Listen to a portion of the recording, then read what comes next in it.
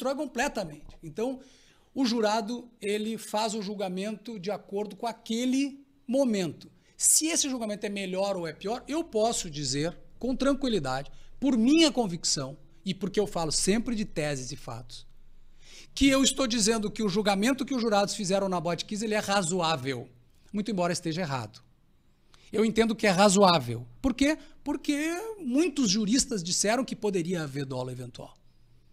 Então é razoável o que eles fizeram. Peraí. Como é que foi aquela semana onde tu te tornou advogado do Kiko, da Botkiss, né, que era proprietário, e do Leandro Boldrini, pai do Bernardo? Pá, foi um terror. Aí nós vamos chegar ali onde tu tava, tá? Eu sei que na tua cabeça tu organizou tudo. Não, é que eu tava fazendo lá pelo meio das audiências da Botkiss, centenas de pessoas sendo ouvidas na Botkiss, e eu recebi um chamado. Olha só, eu sou... Isso foi quando? Foi no meio do caso Kiss. Foi 2015. Aqui foi 2012, né? 13 a Kiss, 14, 13, 14. 14. Eu recebo um chamado dizendo, olha, eu sou parente e tal, a gente gostaria que tu fosse lá ver o caso do médico, assim, assado. Já tava uma auê, né? E eu, pra mim, eu... Vendo o que eu já estava passando no caso Kiss, eu pensei, bom, eu vou ter que ter uma certeza. Eu vou ter que ter uma certeza de que o cara é inocente. Eu só vou fazer a defesa dele se eu tiver certeza de que ele é inocente. Isso eu fiz para mim. Uhum. Mas eu falei pro parente, eu vou lá falar com ele. Ponto. Na minha cabeça era esse o meu plano. Viajar até... No caso, ele estava preso em... Se não me engano, era em Erechim. Ou, não me lembro. Não, ele estava em Três Passos mesmo. Estava no presídio de Três Passos. Então eu fui até lá. Conversar com ele. Saí do audiência da Kiss, eu, meu querido amigo Leonardo Santiago, lá de Santa Maria, com o carro dele. E ele me levou até Três Passos. Cheguei em Três Passos, conversei com o médico.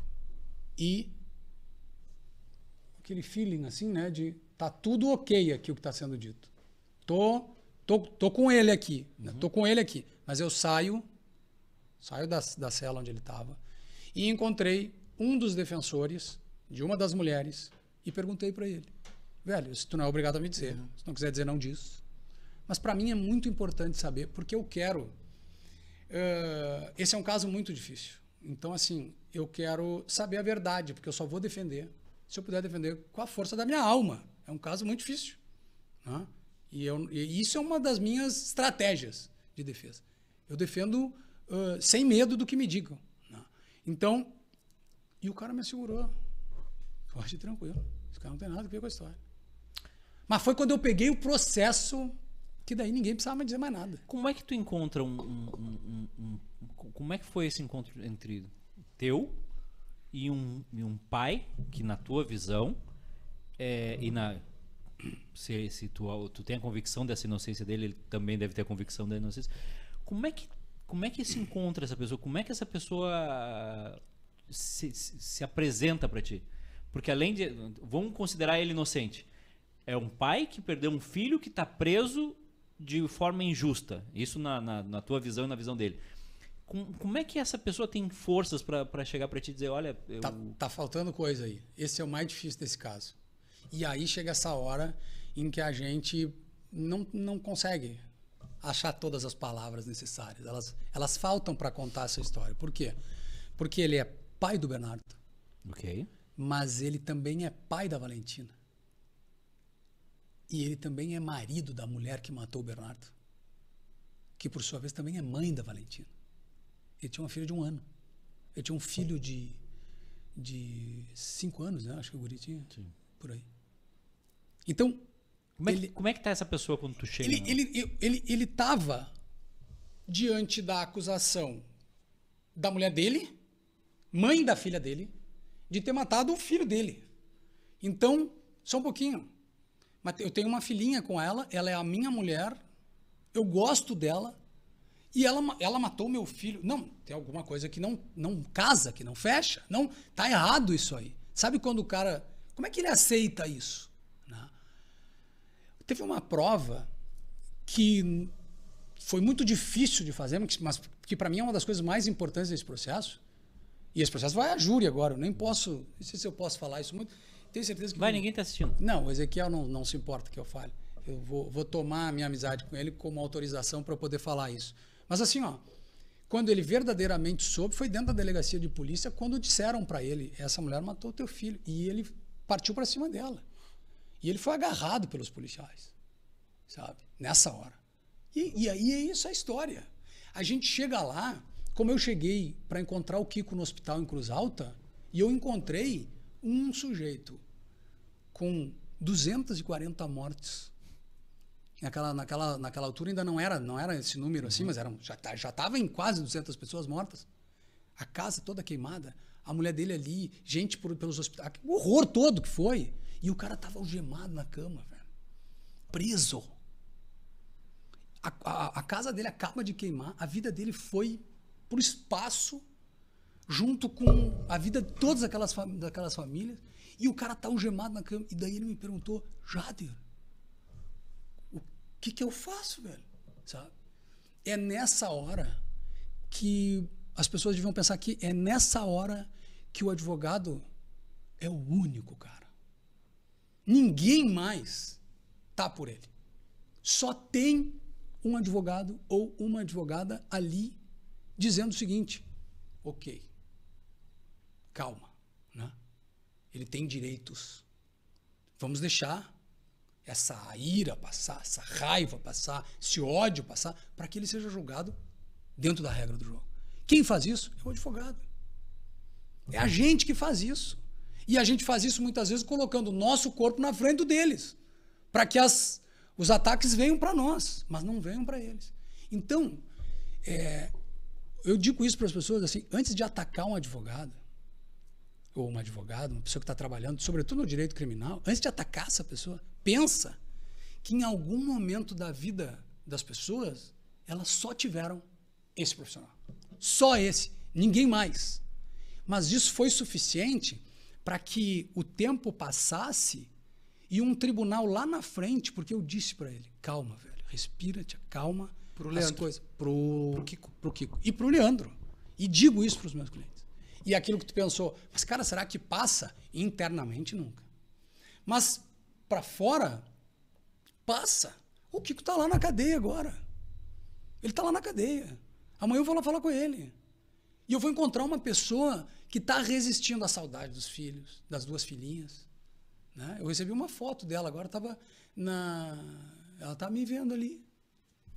A Malu e a Maria Clara. Elas arrumam a sacolinha que é a comida dele, que ele recebe, que são os gêneros que ele recebe. Ele tá lá resistindo, velho. Tá lá. Tá à espera do julgamento e tal. Não sei o que vai acontecer, o que o tribunal vai fazer. Mas a pessoa, ela resiste. Mas é óbvio que a marca nunca mais sai. Mas a gente, cara, a gente que fica lá, junto com eles. Então, eu tenho dito isso assim, quando as pessoas falam essas coisas, eu fico pensando assim, tomara que não precise. Tomara que não precise. Mas nessa hora, se precisar, tomara que tenha alguém que faça, né, esse trabalho. Porque brigadiano dentro do quarto, algema na cama e o médico vindo aplicar remédio, a questão do sufocamento. E no caso do Leandro Boldrini, uma permanente possibilidade de ele ser morto, aonde ele estava. Sim. Que é outra coisa que acontece com esses presos. Né? Eles são presos que correm um altíssimo risco de serem mortos pelos outros. Porque na linguagem, na cultura da cadeia, também os outros são tomados por essa força midiática. Pedófilos, né? São pessoas que são tomadas por essa força. Envolvendo criança, né? O assassinato contra a mãe, assassinato contra crianças. Enfim, e basta que a mídia na rua diga que o cara não presta. Né? E aí eu disse, calma, que esse negócio vai virar. Só que agora tu tem que confiar em mim. E não é que 5 anos depois o negócio foi desclassificado para culpa no tribunal. Algo que ele próprio ficou, né? O do Leandro. O do Kiko, né? O do Kiko. E o do Leandro foi anulado. O do Leandro tu deixou o caso, né? O do Leandro eu deixei o caso. Pode nos dizer o motivo? Não posso dizer. Não posso. Faz parte de uma conversa minha com ele. assumiu o caso um dos melhores advogados do Estado, que é o Ezequiel Vettoretti, que, né, o Dr. Rodrigo Grecelian Vares, que são os dois advogados que topam. Isso vai para a júri agora. E aí ele foi a júri e o júri foi anulado por um excesso do Ministério Público, causou a nulidade e agora só ele vai a julgamento. E isso o júri foi há 1 ano, 2 no máximo? Mais. Esse júri foi do caso Bernardo? Faz uns 3 anos, eu acho. Estava na outra. Assisti no YouTube. Também foi um júri, né? Foi um júri bem. E a volta dele a julgamento agora poderá, né, mostrar esse contexto super difícil de explicar, de alguém que é pai, mas que das 7 da manhã às 20 UTI, sala de cirurgia, consultório, então é o tempo inteiro. A defesa optou por deixar o júri lá tal o número de pessoas que ele salvou a vida. Ele salvou a vida, se for contar na região, a quantidade de gente que foi salvo por ele, né? Então, assim, um sujeito que realmente sofreu um processo de destruição da sua imagem, da sua condição humana, pelo tamanho da mediatização desse caso. A saída do caso partiu de ti?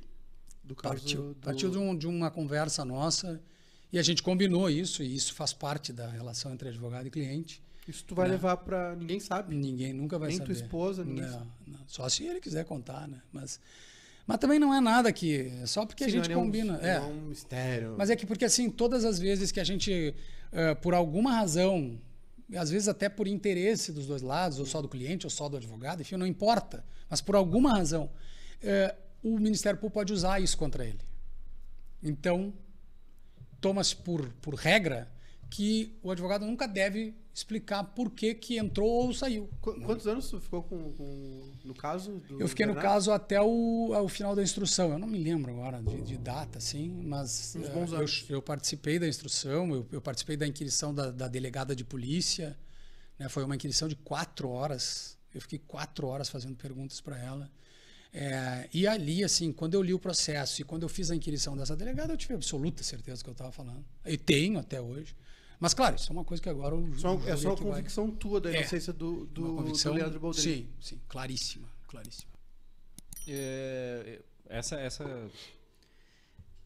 Tu considera que esse tamanho que tu pegou de casos conhecidos, casos midiáticos, tu acredita que em algum modo isso pode voltar e te prejudicar? Pelo imaginário popular de... Se o Jader está envolvido é porque o negócio é grande. Se o Jader está envolvido é porque isso aqui tem algum tipo de... Não sei se tu entendeu. Se tem o Jader ali é porque tem alguma coisa grande. Eu já ouvi esse comentário da Rosane de Oliveira. Ela já fez esse comentário, assim. Como é que tu recebe isso? Recentemente foi feito esse comentário? Faz um tempo. Eu acho que eu estava ouvindo se foi recentemente. Eu estava ouvindo também. Isso acontece. No meu caso... Como é que tu recebe isso? Deixa eu te contar que eu fiz uma amizade muito grande, muito, muito maravilhosa. Hoje até encontrei o Flávio Pires, que é o detentor do escritório do Dr. Oswaldo Lia Pires, né? É o seguidor da tradição Lia Pires. Encontrei com ele hoje, querido. Mas assim, eu fiz uma amizade muito, muito próxima, muito fraterna com ele, com o Dr. Oswaldo. E um dia eu cheguei lá, assim, nesse período aí que eu estava com os dois e apanhando de tudo que era lá. Aí eu cheguei lá e disse, mas doutor Oswaldo, parece que essas coisas assim, que eu estou atraindo esses casos, os terríveis, os casos mais... E ele bem me ouviu, assim, um pouco, daqui a pouco ele disse assim, mas tu estás infeliz com isso, meu filho? Não, infeliz não. Porque de alguma maneira, vou lhe dizer que, imagina ele com 65 anos de profissão. Ele disse, em algum momento a gente luta muito para alcançar isso. E quando isso acontece, é importante que a gente tenha consciência de que isso foi o resultado de um trabalho árduo, né, que chegou até ali. Então, na minha perspectiva, isso acontece por uma situação específica. É o fato de que eu não desisto enquanto couber um recurso, enquanto tiver algo a dizer, eu não desisto. O pessoal lá do meu escritório, eles não me aguentam. Eles não me aguentam. Porque faz um requerimento. Porque não deu, nada deu, então marca um horário com o juiz que eu vou lá falar com ele. Por quê? Porque às vezes a fala explica algo que o papel não leva. Eu quero explicar para ele, né? E por isso, e também tem um negócio, eu gostaria que alguém fizesse isso por mim. Mas tem dois problemas essa questão assim de tu participar de casos midiáticos. O primeiro é esse, que as pessoas podem achar, olha o tamanho da bronca que chamaram esse advogado. Isso pode acontecer. E o segundo é que eu faço uma advocacia pro bono, muito ativa. Muito ativa. Eu defendo muitas pessoas de graça. De graça, eu não cobro. Por quê? Porque elas não têm dinheiro. Eu costumo dizer assim, se o cara não tem dinheiro, ele nunca vai me pagar. E se ele tem dinheiro, ele nunca vai me ter de graça. Essa é a minha regra. Agora, se o cara não tem dinheiro, eu faço uma advocacia pro bono. E aí, isso é um problema. Por quê? Porque eles são falsamente acusados de envolvimento com tráfico, ou de roubo, de não sei o quê. Isso é falso. Isso é mentira. Sabe? E eu aceito porque eu sei que é mentira. E aí eu vou lá brigar pelo cara, pro bono, e às vezes o Ministério Público usa essa história. Como é que tu tem essa convicção, assim como no caso do... Cara, com a mesma tranquilidade. Mas é feeling? Não, é uma ressonância magnética. Sabe quando o cara pega aquele monte de cérebro, assim, um monte de joelho, um monte de coisa, e põe na luz? Cara, a gente não entende o que ele está olhando. O cara faz a ecografia, fala sério, velho, que eles estão entendendo alguma coisa. Não existe a possibilidade, vou citar o Leandro como exemplo, mas não no caso, não especificamente assim, de ele ter te vencido, manipulado. Claro que sim, claro. A única coisa que eu não sou... simulado ao ponto de ter te dobrado. Não, a única existe isso, essa chance? Em qualquer caso. A única coisa que eu não sou é dono da verdade. Né? Agora, eu trabalho com a minha convicção. Sim. E eu luto por ela. Às vezes é mais difícil eu convencer o meu cliente de que ele tem que ser condenado. Porque o caso merece condenação. Né? O cara foi lá e espancou a mulher. Aí ele veio me procurar. E ele veio me dizendo, cara, eu fiz. Eu disse, e aí, o que tu quer? Não, eu quero ter um processo justo. Beleza? O que é um processo justo? Eu quero jogar toda a culpa em cima dela e sair me safar dessa história e tal. Cara, esse cara não vai me ter de advogado. Ele não vai me ter. Não vai. Porque aí vem aquela história. Eu não... Mas se tá me ouvindo aqui, se tá me vendo, tem vários que sabem disso. Que eu digo, tu vai ser homem para suportar o que tu fez? Vamos lá, agora, recuperar a hombridade, a imagem, a humanidade perdida né? Em algum momento tu perdeu a calma, a sanidade, enfim. Contato com a torre. Vamos lá, vamos agora recuperar. E a coisa mais bonita da nossa profissão, e aí por isso que eu luto tanto pela valorização da advocacia, é que as pessoas acham que a gente luta pela impunidade. O que vence a causa é a verdade. Não no sentido utópico, né, platônico, seja lá qual for. Não, o que vence a causa é aquilo que os autos mostram. Por isso que tu está dizendo, como é que tu sabe disso? Cara, porque não adianta tu inventar uma tese mirabolante. Você tem 10 testemunhas lá dizendo que o cara estava no lugar do fato. As pessoas estão dizendo que ele estava, não adianta ele dizer que ele não estava. Mas, doutor, eu quero que o senhor diga que eu não estava. Mas como? Então é isso, a gente levanta o processo, faz um... E o que mais me deixa injuriado é que quem acusa, às vezes, faz o mesmo diagnóstico. E daí? Vamos combinar, né, velho? Se quem acusa está vendo que o cara é inocente, ou está vendo que tem um excesso na acusação, ou está fazendo uma acusação midiática maior do que a necessária para ganhar as luzes da mídia e tal, esse cara está rasgando o compromisso que ele fez de defender a Constituição. Porque quem defende a Constituição defende a acusação correta, né? E não qualquer acusação.